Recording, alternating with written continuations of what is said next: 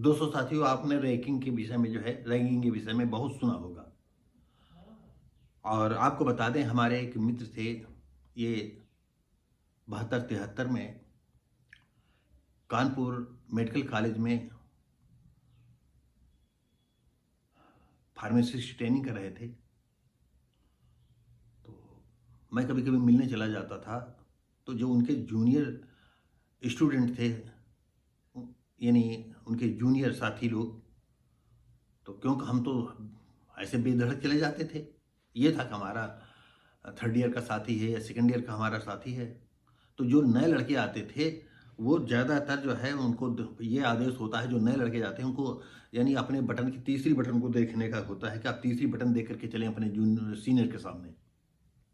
और यहाँ तक देखा कि मेडिकल जो छात्रावास है फार्मेसी लोगों का, वहाँ से मेडिकल कॉलेज तक जो है, अगर वो कह देते थे कि कपड़े निकाल करके सर पर रखो, किताबें जो है उसके ऊपर रखो और कमर मटकाते चलो, तो कमर मटकाते हुए, ये हमने अपनी आंखों से देखा था कि किस तरह से ये रैगिंग चल रही है यहाँ पर। और यहाँ तक मैंने सुना कि रैगिंग रैगिंग में जो है हीटर लगा देते थे और छात्रों से जो जूनियर होते थे, जो नए लड़के आते थे, कहते इस पर पेशाब करो। तो जो थोड़ा सा बुद्ध नहीं लगाते थे, वो पेशाब भी करने लगते थे, तो बिजली का करंट आता तो धड़ाम से गिर जाते थे। और कुछ होते थे, इतना उनको टार्चर कर मारते मारते इतना टार्चर कर देते हैं कि वो जो कहते हैं वही करते हैं। तो वो पेशाब जो है रुक रुक करके करते रहते, तो इस तरह बच जाते थे। और किसी किसी के साथ जो है नंगे करके कहें कि इसके साथ गुदा मैथुन करिए, ये करिए, वो करिए, तो गुदा मैथुन तो हो नहीं पाता था, लेकिन ये है कि वो एक्टिविटी करवाते थे नंगा करके। ये जो है हमारे मित्र बताया करते थे कि ये है। एक बार की और घटना, उन्होंने कहा कि हम रेलवे स्टेशन पर थे, तो एक ने कोई बातचीत चली, तो एक उनका साथी था, तो कहा कि हम आज इतने मतलब जो है निर्वस्त होने में जो है हम सहज हो गए हैं कि ऐसा हमें लगता नहीं कि अब हमको कोई शर्म आती हो। तो कहा क्यों?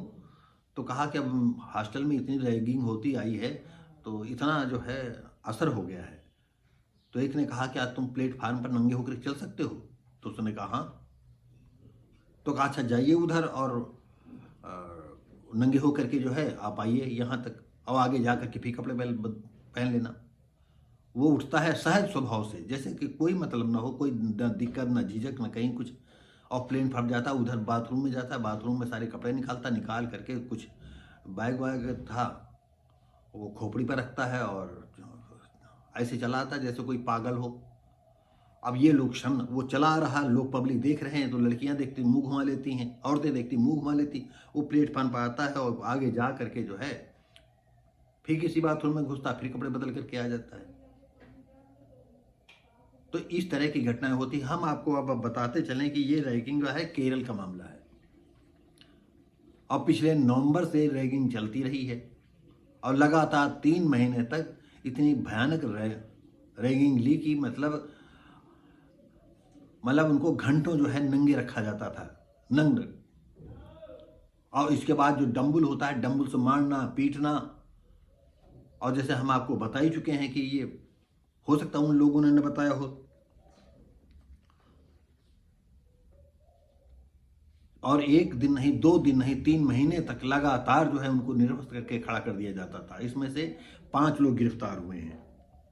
ये किस्सा है केरल के कोट्टायम में सरकारी नर्सिंग कॉलेज का, और ये प्रथम वर्ष के जो छात्र थे उनके साथ ही हैवानियत हुई। जो आरोपी हैं, इतनी क्रूरतापूर्ण ढंग से उनके शारीरिक और मानसिक रूप से जो है यातनाएं दी हैं कि पेपर में आया, जगह जगह सब बावबेला मचा। कुछ सामाजिक संगठनों ने जो है इसका घोर विरोध किया। तब उन बच्चों पर जो है, या उन जाहिल, या उनको जो है ये हरामी परिवार के लोगों के लड़कों पर कुछ कार्रवाई हुई। और कार्रवाई जब कानून बनाना है तो क्यों नहीं कि जो रैगिंग करे उसको निकाल दीजिएगा, और उसके जो है मूल प्रपत्रों पर लिख दीजिएगा कि इसको अब कभी भी मेडिकल में कोई नौकरी न मिले। अभी अरे 2 सेकंड में सब खत्म हो जाएगा, और जो मिले उसको नाप दीजिएगा। देखिए अभी सब बंद हो जाएगा। लेकिन होता ये है कि ये आताताई जितने होते हैं जो क्रूरता करते हैं, ये अपने उनका परिवार का वो असर वही होता है, या कुछ ऐसे होते हैं जिन पर क्रूरता हुई है तो वो अपनी मन की भड़ास, अपनी खुन्नस निकालने के लिए नए बच्चों पर अपनी खुन्नस निकाला करते हैं। लेकिन ज़्यादातर हरामी परिवार के लोग होते हैं जो इन पर नए बच्चों पर क्रूरता करते हैं। अब सबसे बड़ी बात ये भी रहा कि शारीरिक और मानसिक प्रताड़ित भी करते रहे, और इसके बाद जो है उनसे जो है शराब के पैसे मांगते रहे, कहीं इस खर्चे के लिए, कहीं उस खर्चे के लिए। और इसमें जो आरोपी रहे हैं, इसमें राहुल राज हैं, एक NS जीना हैं, NP विवेक हैं, रिंगिल जीत हैं और सैमुअल जॉनसन, इन लोगों को जो है गिरफ्तार किया गया है। अब गिरफ्तार करने का मतलब बड़े झंडा बरदार होंगे तो फिर 2 दिन जाएंगे, 2 दिन फिर खत्म हो जाएगा। और आप तो जानते हो कि पुलिस किसकी सुनती है भाई, अगर न सुने तो यहां से वहां भेज दिए जाएंगे। तो ये जो रैगिंग का मामला चल रहा है, इसको सख्त कानून बनाने की जरूरत है। गिरफ्तार करना, फिर छूट जाना, फिर अपना ट्रेनिंग करना, ये तो सब दाएं बाएं का काम है। तो ये रैगिंग का वीडियो इसलिए बनाया कि आज हर मेडिकल कॉलेजों में चल रहा है, हर इंजीनियरिंग कॉलेजों में चल रहा है। हम इसी बात पर एक और बता दें, एक लड़के का नाम जो है, हमारे यहाँ से कम 500 मीटर की दूरी पर उनका मकान है, और वो दलित समाज के हैं। उनका लड़का देखने में ये लगता था कि अभी 12-14 साल का है, और IIT में सिलेक्शन हो गया, और जब वहां से वापस आता है तो भी दोबारा जाने का नाम नहीं लिया गया।